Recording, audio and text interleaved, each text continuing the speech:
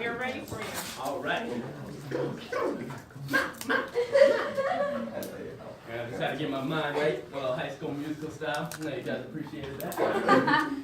So my object is the shirt I'm wearing. Oh, I'm sorry, I'm nervous. That's not my actual object. I lie when I'm nervous. Girlfriend hates it. But yeah, no, this is actually my object. It's right here. It also may be able to be seen out there, but it's not because Josh sucks and doesn't remember anything. And it's all here, yo. Josh's car. This is Josh's car. And what happened was, one day, I was sitting there at the weight room, and then, like, we all just went out and we just ended up in Josh's car, and he was, like, driving, and I was like, wait, what the heck, man? You got, like, your license, and this is your car? Like, it blew my mind. I was like, wow, I should start working on this. I was 17 years old and I didn't have a permit. I thought nobody cared. But no, then it seemed like such an awesome thing, but then I thought, wait a minute. Point number one, because the intro's over. Wait a minute. Love, man. All right, here's what happened. I'm going to talk to you guys about love. What happened was, I'm sitting there in this church retreat, and then, like, I don't know, it was a really cool experience, whatever, and I met this woman. And we got along so well. We joked around with each other all the time.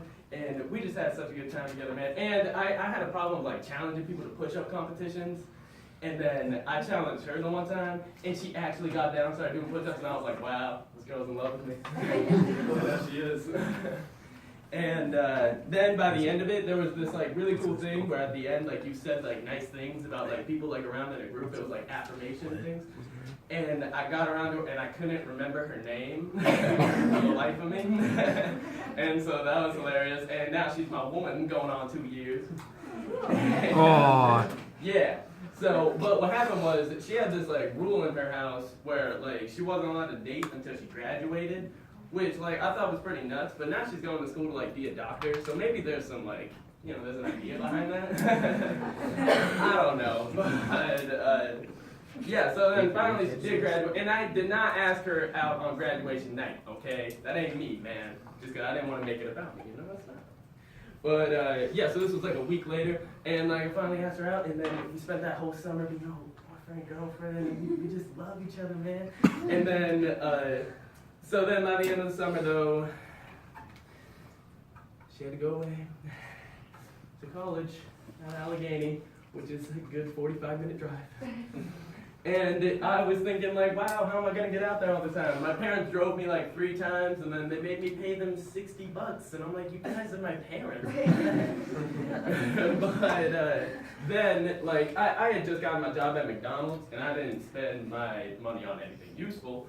So I figured I'd spend it on my love, man, which also involved me not showing up to work a few times, which Cindy, Cindy can attest to. Made them a little short staffed because I chose love over McDonald's.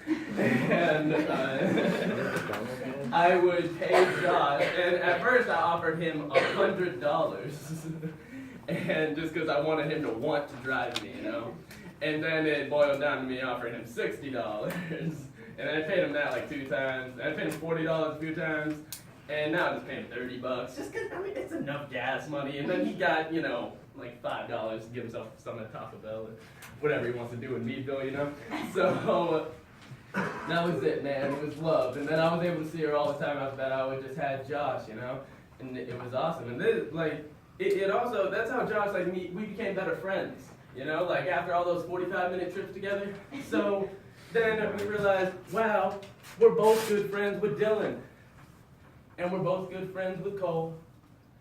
And just last night, finally came out with us. We're all good friends with Eli.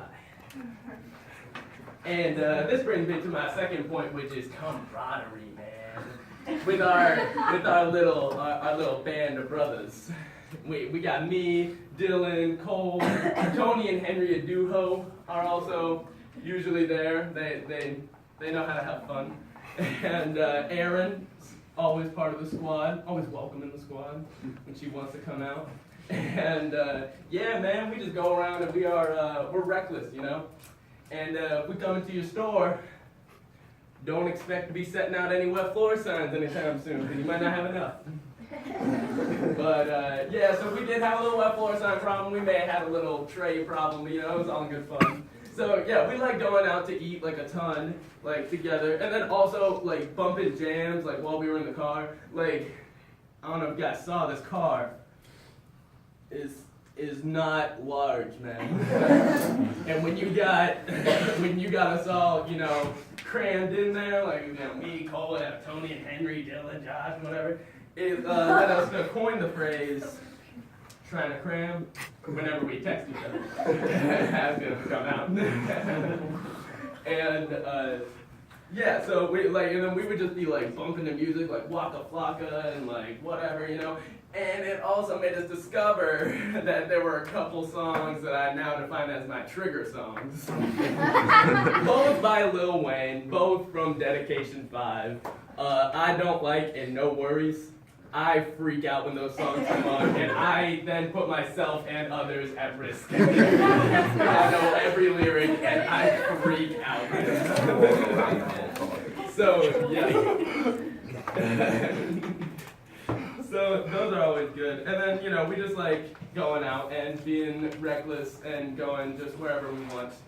And yeah, so then also bringing me to my next point is now that me and Josh have had all these trips together and we're in his car all the time, like I like leave like Walmart with my parents and I'm looking around and I can't find the car, but I'm looking for their car and I keep thinking I'm looking for his car. it like blows my mind like how much like better of friends we become and stuff. And it made me realize like, wow, like Josh shows no emotion. He never does. I don't know if you guys talk to Josh, but it's so funny. I love talking to him just because he is so like just like blunt about anything, which leads to like being able to like talk to him about anything, you know. Love Josh, man, love him. And so we've had all these trips together, and now like just anytime like I don't know if he wants to bro down, like one of the first people like message up. You trying to squad up? He comes and gets me, you know. It's like, oh, let's go get Cole. Oh, he's asleep. Wow, what an idiot. Whatever. We'll bring him to his house and stuff like that. We'll wake him up, and yeah, you know. So it's good. That brings me to my third point, in that I made a new homie out of all this, you know? I mean, it started with just, you know, his car. He was seriously just an Uber driver to me. And now we're like really good friends. I consider Josh one of my best friends. So, in conclusion, y'all, this Swaggin' Wagon mobile that Josh owns represents love, camaraderie, and new friendship. And I can't wait to have a Swaggin' Wagon of my own. And do all the same things in it. But all right, thank you so much for listening.